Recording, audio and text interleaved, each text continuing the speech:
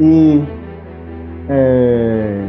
quando estamos a falar de namoro, porque muitas pessoas, né, têm tido imensas dificuldades de entender isto, porque algumas pessoas dizem não existe isso, namoro cristão, não existe isso de namoro biblicamente. Nós não vemos, né, isto aí de namoro. Então, biblicamente falando, o que acha o amado Batista, né, o nosso teólogo, desse termo namoro, porque algumas pessoas, né, gostaríamos que o teólogo fosse claro quanto a este quesito, explicando nas pessoas o que diferencia o namoro entre cristãos e o namoro entre mundanos, para se ter uma noção ou uma ideia de que é realmente um namoro na perspectiva cristã e um namoro na perspectiva mundana ou ímpia. Então, o teólogo gostaria que explicasse sobre isso. Bom, na verdade, queridos irmãos, querido irmão bondoso, na Bíblia nós não encontramos absolutamente nada sobre namoro como comportamento social, até porque os costumes das nações antigas tratavam a questão de relação entre homens e mulheres de forma completamente diferente dos nossos dias. O modelo de relacionamento entre um rapaz e uma moça nos tempos bíblicos difere muito no nosso tempo. Na verdade, o que acontecia nos tempos bíblicos? Nos tempos bíblicos, eram os pais que, na maioria das vezes, escolhiam com quem os filhos deveriam contrair o matrimônio. E nós aqui poderíamos fazer citações de diversos textos da Bíblia. Talvez Gênesis, capítulo 24, versículo 33 a 55. Gênesis, capítulo 21, versículo 21. Gênesis. Poderíamos fazer umas citações de diversos textos. E, além disso, queridos irmãos, meu amado irmão bondoso, era comum, né, nos tempos bíblicos também, era comum ter o costume de fazer o pagamento de dotes, né? E esse pagamento era feito pelo pretendente aos pais da moça. Isso nós vamos encontrar, por exemplo, em Gênesis 29, versículo 25, Gênesis 34, versículo 12. Naquele tempo também era costume se casar entre parentes.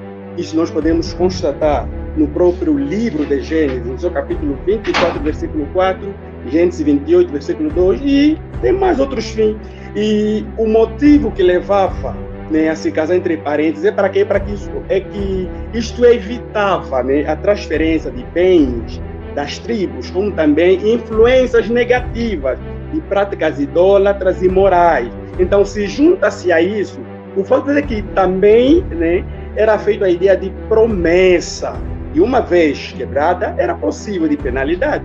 Nós podemos encontrar em 1 de Samuel, no seu capítulo 18, versículo 17 a 19, visto que o noivado nos tempos bíblicos já trazia consigo direitos e obrigações quase idênticas ao casamento. E é claro que hoje os costumes são diferentes. Ao contrário do passado, nos dias de hoje, já não são mais os pais que vão lá influenciando na decisão, né, dos seus filhos, porque os seus filhos deverão se casar. Na verdade, desde muito cedo já, nós temos constatado isso na nossa sociedade angolana, tudo isso. Os adolescentes já são instigados pela sociedade a se relacionar no namoro, sem necessariamente os seus pais, né, a influenciar como era antigamente. Mas, queridos irmãos, nós temos sim esta informação. Nos tempos bíblicos não existia absolutamente nada a respeito de namoro, mas isso não quer dizer que nós não vamos encontrar princípios que podem ser aplicados dentro dos nossos dias, porque quando estamos a estudar um determinado assunto, precisamos também nos lembrar a questão cultural, né? Nós vamos olhar, conforme eu fiz questão de fazer uma referência, como é que era visto essa questão, né? Não existia absolutamente nada de namoro, mas nos nossos dias, nos dias atuais, as coisas mudaram. Então, nós aqui falamos que nós não vamos encontrar, sim, a expressão namoro, mas nós vamos encontrar na Bíblia princípios que podem ser aplicados dentro de uma relação, dentro de um namoro. Por isso que o título do meu livro e o título da nossa live é Namoro na Perspectiva Cristã. Então, quando já se traz a ideia que é o namoro na perspectiva cristã, já estamos a mostrar que existe um contraste entre o namoro na perspectiva do mundo e o namoro na perspectiva cristã. Existe um contraste, existe uma diferença. Por isso que nós precisamos nos pautar pelo título da nossa live, Namoro na Perspectiva, ou seja, na visão de Deus. E eu aqui poderia definir, então, o que vem a ser o namoro na perspectiva cristã. É simples, é muito simples. Nós poderíamos definir o namoro na perspectiva cristã como sendo a fase em que o casal de namorados se relacionam de forma em que se possam conhecer melhor e tomarem decisões de avançar cada vez mais para o relacionamento até que cheguem ao casamento. E esse avanço, caros ouvintes, é de amadurecimento da relação e da tomada de decisão visando um futuro do relacionamento. E apesar, né, da palavra namoro não poder ser encontrado na Bíblia, isso não significa que não existem princípios bíblicos que devem ser aplicados ao namoro cristão. A Bíblia não deixa nenhum cristão sem resposta acerca de como deve ser o namoro de acordo com o padrão moral de Deus. Então, nós aqui poderemos levantar uns outros pontos que poderão nos dar mais clareza quanto a essa questão. Amém. Bom, porque muitas pessoas, né, têm tido dúvida, né, quanto a essa situação. Então, era mesmo necessário tentar mostrar nessas pessoas, biblicamente, o que é um namoro, um namoro entre cristãos. E quando nós vemos a situação da Maria, Maria, mãe de Jesus, e de José, será que eles em algum momento estavam neste processo de namoro ou simplesmente estavam num processo de noivado?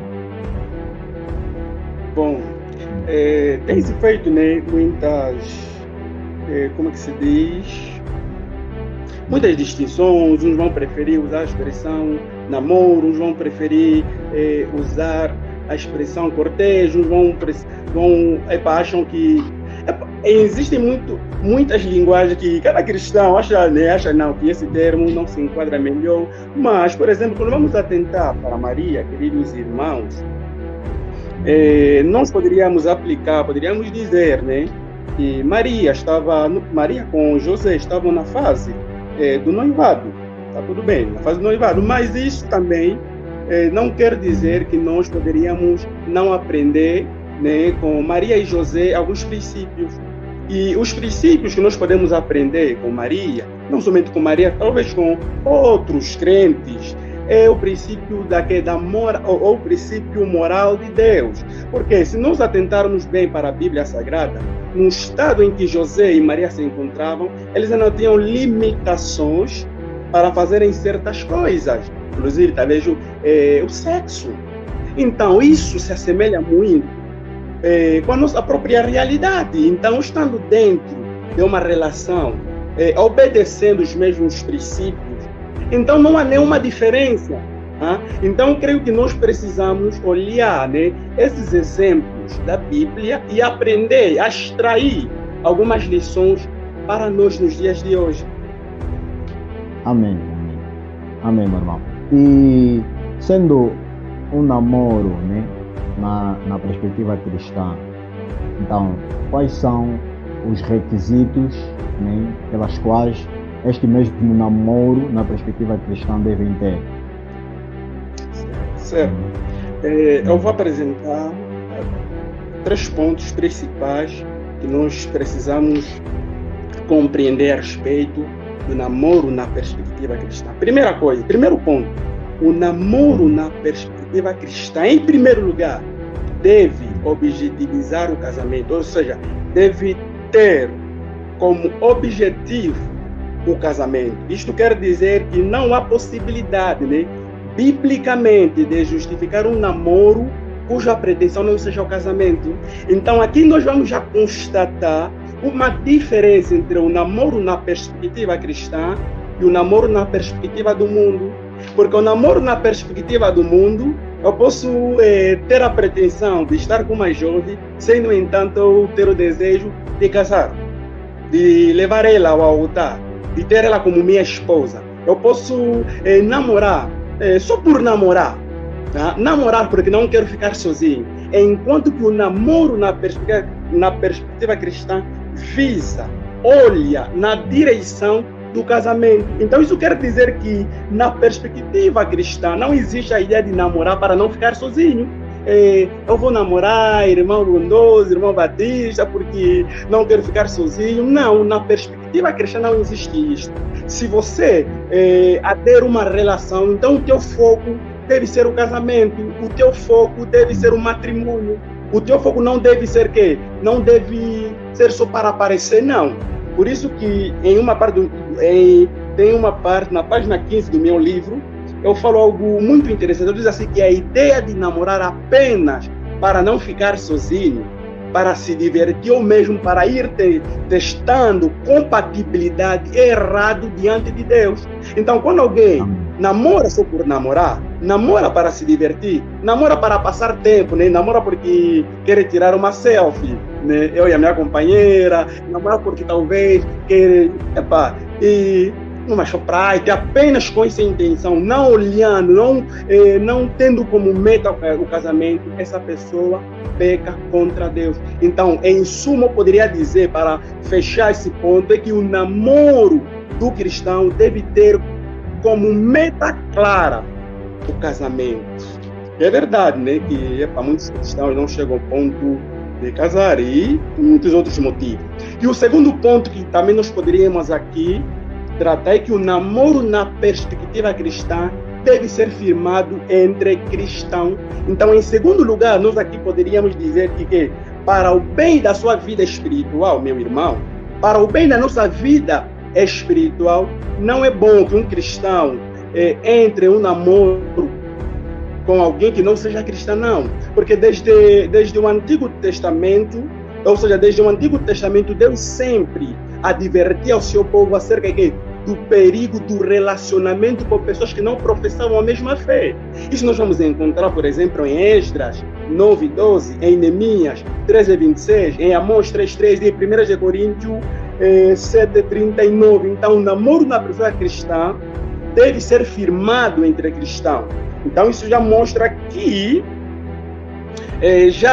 isso mostra que a visão do namoro na pessoa cristã ela é muito diferente. E talvez, né, existem aquelas pessoas que poderiam dizer, irmão Batista, os textos que você lá vieste citando, Esdra, o contexto é diferente. Está tudo bem, o contexto pode ser diferente, mas o princípio moral permanece. O princípio moral pode ser aplicado até nos dias de hoje. Não há como duas pessoas que possuem perspectiva diferente acerca da vida terrena, da vida eterna, conseguirem estabelecer um relacionamento sólido. Não tem como. Então é muito bom que como cristãos, como servos de Deus que nós somos, procurar nos relacionar com pessoa que seja cristão. Mas aqui surge uma questão que, primeira coisa, nós entendemos que a fé é algo pessoal, né? Nós não conseguimos, de facto, identificar. Isso quer dizer que existem cristãos que podem, em um momento, ser enganados e casar. Não que necessariamente quem assim acontecer, ou seja, quem passar nessa experiência, isso não vai dizer que talvez para Deus esse irmão cometeu o pior pecado. Não, porque é claro que nós não conseguimos ter a capacidade de verificar se essa pessoa de facto é mesmo, né, de facto cristão. apenas verificamos naquilo que seja o exterior, mas nem com isso devemos abrir a margem para aquele comportamento de querer namorar para evangelizar, né? No sentido de que ele é descrente, ele é ímpio, os frutos já são visíveis, os frutos já são claros, mas mesmo assim, não, eu vou tentar porque, nós não devemos incorrer neste caminho. E para terminar, o terceiro ponto que eu aqui poderia considerar também, quanto a respeito do namoro na perspectiva, é que o namoro, na perspectiva cristã, deve refletir a santidade para a qual o cristão é chamado. Então, em terceiro lugar, queridos irmãos, nós poderíamos dizer que o namoro do cristão deve se harmonizar com a verdade de que ele é o templo do Espírito Santo. E esse ponto, obviamente, inclui todos os aspectos que possam compreender essa situação. Mas é claro, né, que se tratando de namoro, a recomendação especial fica por conta da sexualidade. E apesar da sociedade, por exemplo, chamar de comum, até saudar o relacionamento sexual entre os namorados, a Bíblia chama isso de fornicação. Então, qualquer relacionamento sexual fora do contexto do casamento é tratado como imoralidade sexual. Então, nesse sentido, nós poderíamos dizer que o namoro na perspectiva cristã deve refletir a santidade para a qual o cristão foi chamado. Diferente com o namoro na perspectiva do mundo, porque o namoro na perspectiva do mundo, o casal de namorado tem toda a legalidade, toda a liberdade para fazer e desfazer. Então isso já é uma prova clara, uma prova inequívoca, que há uma diferença entre o namoro na perspectiva cristã e o namoro na perspectiva do mundo. Amém, amém.